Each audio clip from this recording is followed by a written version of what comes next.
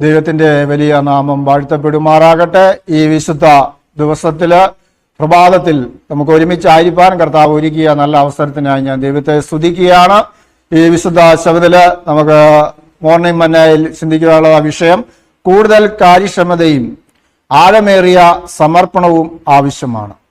യോഹന്നാന്റെ സുവിശേഷം 16-ാം അധ്യായം അതിന്റെ 13-ാം വാക്യം ഇപ്രകാരം പറയുന്നു: സത്യത്തിന്റെ ആത്മാവ് വരുമ്പോഴോ അവൻ നിങ്ങളെ സകല സത്യത്തിലും വഴി നടത്തും. അവൻ സ്വയമായി സംസാരിക്കാതെ താൻ കേൾക്കുന്നതും സംസാരിക്കുകയും വരാനുള്ളത് നിങ്ങൾക്ക് അറിയിച്ചു തരികയും ചെയ്യും. വളരെ അനുഗ്രഹിക്കപ്പെട്ടതായ തിരുവചനമാണ് ഇന്ന് പ്രഭാതത്തിൽ നമുക്ക് കേൾക്കുവാനായിട്ടിടയായിത്തീർന്നു. സത്യത്തിന്റെ ആത്മാവ് വരുമ്പോഴോ അവൻ നിങ്ങളെ സകല സത്യത്തിലും വഴി നടത്തും. സ്തോത്രം. അപ്പോൾ ദൈവത്തിന്റെ തിരുവചനം പറയാം, ദൈവത്തിന്റെ ആത്മാവ് ഒരു വ്യക്തിയിൽ കടന്നു വരുമ്പോൾ അവരെ എന്ത് ചെയ്യും? സകല സത്യത്തിലും വഴി നടത്തുവാൻ തക്കവണ്ണം ഇടയായിത്തീരും.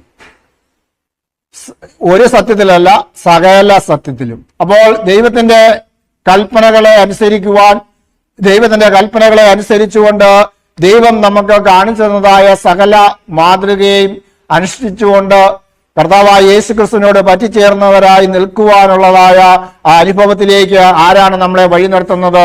ദൈവത്തിന്റെ പരിശുദ്ധാത്മാവ് നമ്മെ വഴി നടത്തുവാനായിട്ട് ഇടയായിത്തീർന്നു. അപ്പോൾ തീർച്ചയായും ഒരുവൻ ക്രിസ്തുവിലേക്ക് ആകർഷിക്കപ്പെടണമെങ്കിൽ അവന്റെ ഹൃദയത്തിൽ നിശ്ചയമായും ദൈവത്തിന്റെ ആത്മാവ് പ്രവർത്തിക്കുന്നെങ്കിൽ മാത്രമേ ആ കർത്താവായ യേശുക്രിസ്തു എന്നെ രക്ഷിക്കുന്നു, അല്ലെ എനിക്ക് വേണ്ടിയാണ് അവൻ കാൽവരി ക്രൂശിൽ മരിച്ചത് എന്നുള്ള ആ ബോധ്യം ആ വ്യക്തിക്ക് തോന്നുവാനായിട്ട് ഇടയായിത്തീരുള്ളൂ. അപ്പോൾ സകല സത്യത്തിലും നമ്മെ വഴി നടത്തുവാൻ തക്കവണ്ണം ദൈവത്തിന്റെ ആത്മാവ് ദിവസം തോറും ദിനം തോറും ഓരോ വ്യക്തികളോടും അവരുടെ ഹൃദയത്തിന്റെ വാതിക്കൽ നിന്ന് മുട്ടുകയാണ്.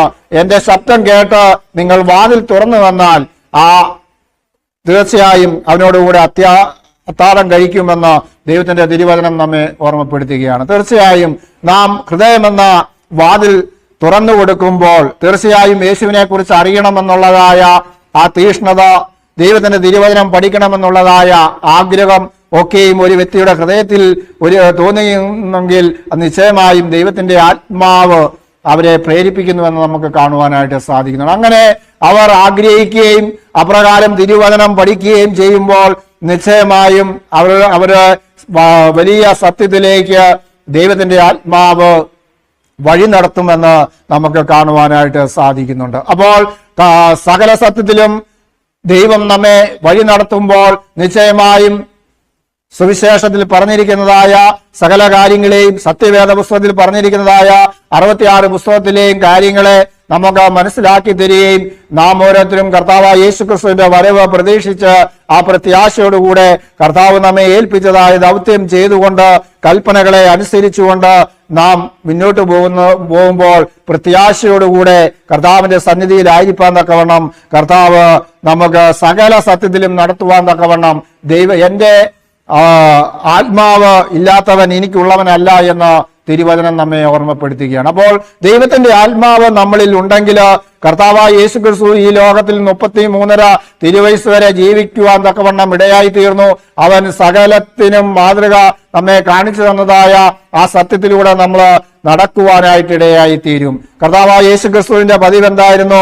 ലൂക്കോസ് 4:16 വായിക്കുമ്പോൾ താൻ പതിവ് പോലെ ശബത്തിൽ പള്ളിയിൽ പോകുവാൻ തക്കവണ്ണം ഇടയായി തീർന്നു. അപ്പോൾ അവിടെ തിരുവചനമായി വിശുദ്ധ ശബത്തില് ആ ദൈവത്തിന്റെ തിരുവചനം അവിടെ മറ്റുള്ളവർക്ക് പൊരുൾ തിരിച്ച് അവിടെ കൊടുക്കുന്നതായിട്ട് നമുക്ക് കാണുവാനായിട്ട് സാധിക്കുന്നുണ്ട്. പരീശന്മാരോടും ശാസ്ത്രിമാരോടും മഹാപുരോഹിതന്മാരോടും കർത്താവായ യേശുക്രിസ്തു വളരെ ശക്തമായി ദൈവത്തിന്റെ തിരുവചനം എങ്ങനെ പാലിക്കണം, എങ്ങനെയാണ് പഠിപ്പിക്കേണ്ടത്, നാം അനുസരിക്കേണ്ടത് എങ്ങനെയാണെന്നൊക്കെയും വളരെ ശക്തമായി അവിടെ പറയുന്നതായിട്ട് നമുക്ക് കാണുവാനായിട്ട് സാധിക്കുന്നുണ്ട്.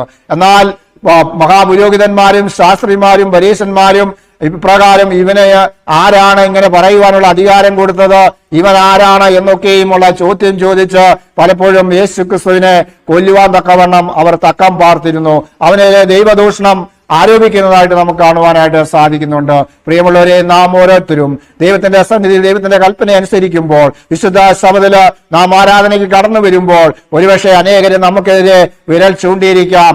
ഒരുപക്ഷെ അനേക തെറ്റുകുറ്റങ്ങൾ അവർ കണ്ടുപിടിച്ച് അല്ലെങ്കിൽ ആരോപണങ്ങളെ ആക്കി അവർ ഒരുപക്ഷെ അനേക ചോദ്യങ്ങൾ ചോദിക്കാം. ഇത് കർത്താവായ യേശു ക്രിസ്തു ഭൂമിയിലായിരുന്നപ്പോഴും അവർ ചോദിച്ചതായ ചോദ്യം. എന്നാൽ നാം സത്യത്തിന് വേണ്ടി നാം അവസാനത്തോളം നിലനിൽക്കുന്നെങ്കിലോ പ്രിയമുള്ളവരെ, നാം ശബദമടക്കം ദൈവത്തിന്റെ 10 കൽപ്പന അനുസരിച്ചുകൊണ്ട് വിശുദ്ധ ആരാധന മുടക്കാതെ വണ്ണം നാം ഓരോരുത്തരും ദൈവത്തിന്റെ സന്നിധിയിൽ ചെന്ന് നമുക്ക് വേണ്ടി ദൈവം ചെയ്ത സകല ഉപകാരങ്ങളെ ഓർത്തുകൊണ്ട് നമുക്ക് വേണ്ടി സർവ്വതും നിർമ്മിച്ചതായ സകലവും സൃഷ്ടിച്ചു തന്നതായ ആ സന്തോഷത്തോടെ നാം ദൈവത്തിന്റെ സന്നിധിയിൽ നന്ദി നിറഞ്ഞ ഹൃദയത്തോടെ നാം വിശുദ്ധ ശബദിൽ ആരാധനയ്ക്ക് ആയിരിക്കുമ്പോൾ സ്വർഗം സന്തോഷിക്കുവാൻ. അതുകൊണ്ടാണ് അവരെ സകല സത്യത്തിലേക്ക് നമ്മെ വഴി നടത്തിയത് കൊണ്ടാണ് വിശുദ്ധ ശബദ് നമ്മൾ അനുസരിക്കുവാൻ തക്കവണ്ണം ഇടയായിത്തീരുന്നത്. അങ്ങനെ അനേകർ ഇന്ന് വിശുദ്ധ ശബദ് അനുസരിക്കുവാൻ അനേകർ ലോകത്തിലുണ്ട്.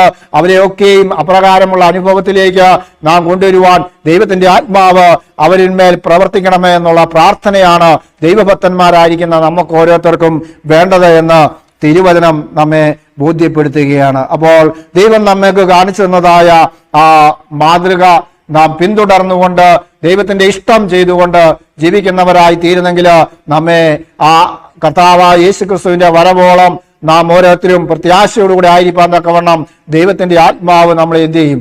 സകല സത്യത്തിലും എന്ത് ചെയ്യും? വഴി നടത്തുവാനായിട്ട് ഇടയായി തീരും. പ്രിയമുള്ളവരെ, അതുകൊണ്ട് നാം ഓരോരുത്തരും സ്വയം ചോദിക്കുക, നാം സകല സത്യത്തിലുമാണോ വഴി നടക്കുന്നത് എന്നുള്ള ചോദ്യം ചോദിച്ചുകൊണ്ട് ഈ പ്രഭാതത്തില് യോഹന്നാന്റെ സുവിശേഷം 16-ാം അധ്യായം 13-ാം വാക്യം വീണ്ടും നാം ആവർത്തിക്കുമ്പോൾ ആ സകല സത്യത്തിലും വഴി നടത്തുവാൻ ദൈവത്തിന്റെ ആത്മാവ് അധികമായി കർത്താവേ അടിയനെ നൽകി തരണമെന്നുള്ള അതിനുള്ള ജ്ഞാനം അടിയനെ നൽകി തരണം. ദൈവത്തിന്റെ വചനം വേണ്ടവണ്ണം പഠിക്കുവാനുള്ള ബുദ്ധിയും ജ്ഞാനവും നൽകി തന്ന ആ ദൈവത്തിന്റെ ആത്മാവിനാൽ നയിക്കപ്പെടുന്നവരായി തീരുവാൻ സ്വർഗത്തിലെ ദൈവം കൃപ ചെയ്ത് നമ്മളെ ഓരോരുത്തരെയും ഇന്ന് അനുഗ്രഹിക്കുമാറാകട്ടെ.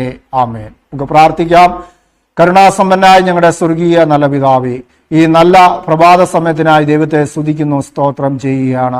ഈ വിശുദ്ധ ദിവസം കർത്താവിന്റെ സന്നിധിയിൽ അടിയങ്ങൾക്ക് ഒരുമിച്ച് ചിന്തിക്കുവാൻ കർത്താവ് കൃപ ചെയ്ത് ഓർത്ത് ദൈവത്തെ സ്തുതിക്കുന്നു, സ്തോത്രം ചെയ്യുകയാണ്.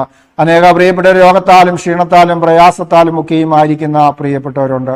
അവരെ ഓർത്ത് പ്രത്യേകമായിട്ട് പ്രാർത്ഥിക്കുന്നു. അതുപോലെ അനേക പ്രിയപ്പെട്ടവരുടെ ജന്മദിനമായിരിക്കുന്ന ദിവസമാണല്ലോ.